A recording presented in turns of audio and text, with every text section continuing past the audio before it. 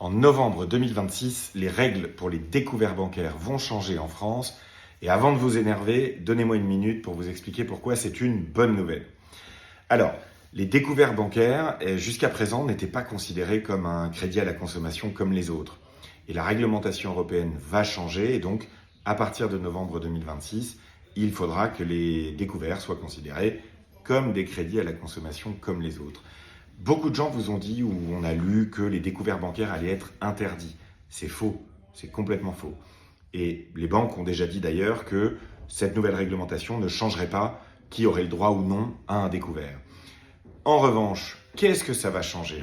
Ça va changer énormément de choses pour les frais, parce que une banque française sur deux, testée par le comité consultatif du secteur financier, applique sur les découverts pas uniquement des intérêts, ce qu'on appelle les agios, jusqu'à 20% quand même, donc c'est énorme comme type d'intérêt, mais une banque sur deux à peu près applique aussi des frais forfaitaires. Donc si je prends l'exemple de quelqu'un qui a 150 € de découvert, à qui on applique un taux de 18-20%, il va payer quelques dizaines de centimes d'intérêt pour ce découvert. Sauf que les banques appliquent des frais forfaitaires qui peuvent aller jusqu'à 10, 12, 13 € sur ce type de découvert. Ça amène les taux réels jusqu'à des 20 000%. Parce que pour un découvert de 150 €, vous vous retrouvez à payer 10 € de frais.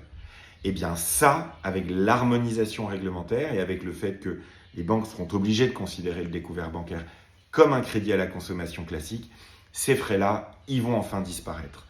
Et ça, c'est une bonne nouvelle parce que les frais des découverts bancaires, c'est à peu près 5-6 milliards d'euros encaissés par les banques. Alors évidemment, comme l'UFC Que Choisir, on va espérer que les banques ne vont pas se rattraper ailleurs sur ces frais-là, puisqu'elles ne pourront plus les facturer. Je rappelle que oui, c'est pratique le découvert. Non, c'est pas gratuit du tout.